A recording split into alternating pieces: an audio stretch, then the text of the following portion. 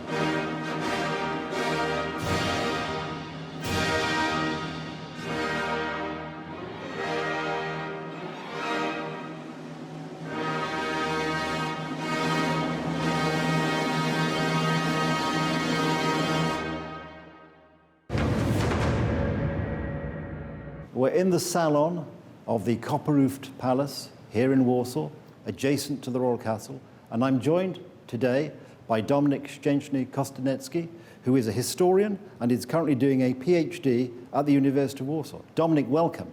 We're here to learn something about Prince Józef Poniatowski. The pleasure is mine. It's a very interesting person and personality. If we were to name 20 major figures in the Polish history, Prince Józef, as we often refer to, Prince Józef Poniatowski, but in short, Prince Józef, would be among them. Yeah.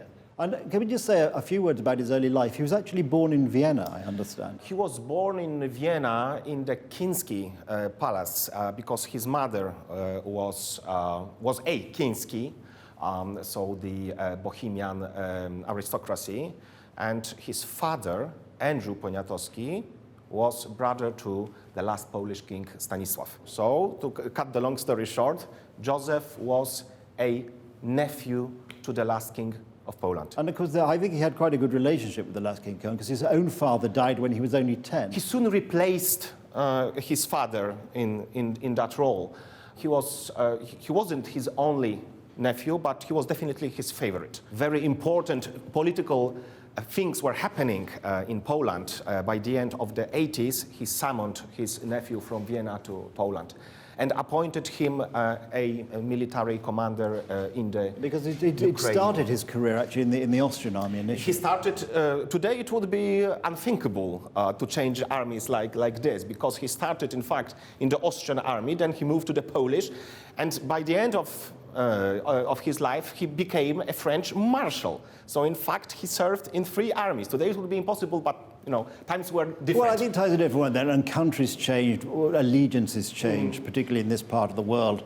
Things were different, so that's quite understandable. So he came back to Poland in what time? This would be the late 80s. Late 1780s. That was the time of the so-called Sejm Wielki, the 4-year Sejm parliament, session of which proclaimed the Constitution of 3rd of May. 1791. 1791. And of course, I think Prince Józef played quite a key part, because at that time, he was actually in command of the guards and made sure that on the great day, the 3rd of May, 1791, that nobody could get into the chamber to interrupt proceedings, if there had been any. He was a great partisan of the Constitution, because Poland, quite alike today, was very split. I mean, it was a very strong party trying to promote and push the reforms, the necessary reforms.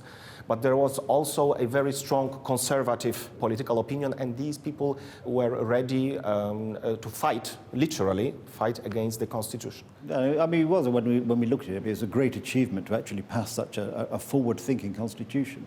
the second of its kind in the world after the American Constitution. We say that of course, one can say that the British was first, but the British Constitution is not written down in one place. Exactly. You make a good point, because most people say we don't have a constitution or we don't have a written constitution. And the point is we do, and it's written down in lots of, as we're seeing at the moment, of course. It's written down in lots of places, so they have to look round and go around lots of rooms to find all the bits of paper to put it together. Sometimes it's quite difficult to find. Yeah, but because it's immensely flexible. But of course, obviously, for Poland at that particular time, we'd seen up until the passing of the Constitution, the sort of aristocracy getting a bit out of control. So for the good of the country, you needed something which was more solid, and that was a tremendous achievement at the time. Yeah, to contain the influence of the oligarchy. That was the main point. And this is the point, because with everybody doing their own thing, so to speak, then you can't really effectively run a country. But of course, when the Constitution was passed, because the Russians were not very keen, this was a rather alarming development, I think. Some people call her Catherine the Great, but Polish patriots tend to say Catherine II. On hearing that the Constitution was passed, she said that I cannot accept it. All my peasants will run away to Poland. Because this constitution gave some freedom to the lower classes, let's say.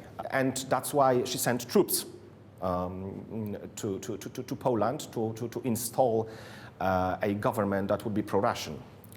And these troops were sent into part of the Russian army, was sent to what is now Belarus, and the other to Ukraine. And Prince Józef was commanding the Polish army in Ukraine, or in the Ukraine. And he had quite a major victory. Better to say would be that this battle was indecisive. He stopped the Russian march, but he didn't maintain the place where his army was. And that's classic military theories.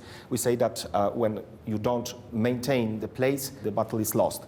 But of course it was very important, because the Polish army, which was heavily outnumbered and outgunned, was some problem to the Russians. And that was in fact a first major battle since the Battle of Vienna, so in a century. So that's what I mean about it being a major battle. So from a Polish army point of view, it represented another high point that probably hadn't been seen for, 100 years. 100 years. So that's the thing, it was major, so all credit to... So in fact, the psychological aspect was more important than the military one, because the Russians, after all, moved forward and installed a pro-Russian government in Warsaw, which of course banned the constitution. That was the first movement.